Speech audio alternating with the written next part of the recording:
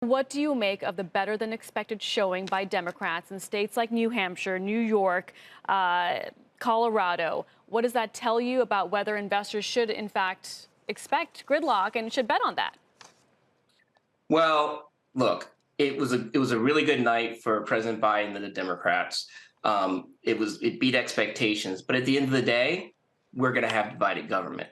And whether you're talking about year three of a presidency or divided government, it's good for markets. Partly because when you have divided government, you have a narrow bid-ask spread on what can get done, and you basically reduce what I call political volatility. And so with less uncertainty, there's more that the markets can do. We know we're not going to see any large tax increases. We know there's not going to be any big fiscal packages.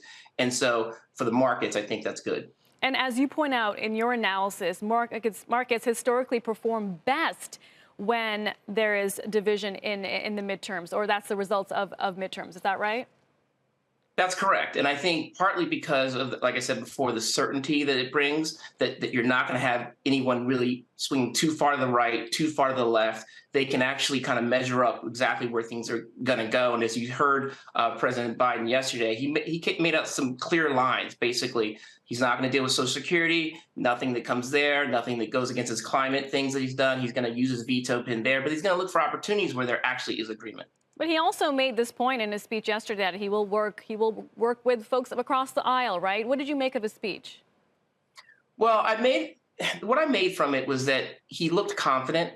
I think he felt buoyed by the fact that he didn't get us shellacking, as we heard from President Obama back in 2010. And so as he goes on the world stage and goes to COP27 and he goes to G20, I think it helps him in his talks with other world leaders. That's the biggest thing I got out of it. The second thing I got out of it was the fact that he feels emboldened to be able to work with Republicans on those things that they can agree on. And there are some areas, I think, with respect to being tough on China that they can agree on. I think there are a few others as well. Biden also said he plans to meet with China's leader Xi Jinping at his upcoming trip to Asia. What could we expect from that meeting? Well, this meeting has been a long time coming. As you know, Xi has not been traveling.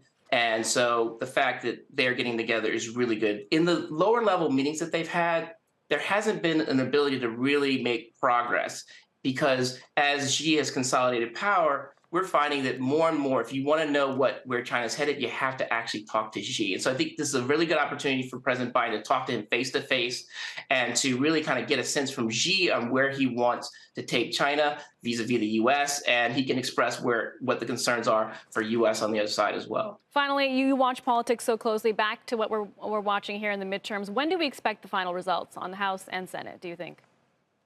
So that's a tough one. I think because of Nevada and Arizona and some of their laws over there and how long it takes, I think probably by next week we'll kind of know for certain, I think. But we may find out as ballots come in, we may be able to predict at least one of those, if not both.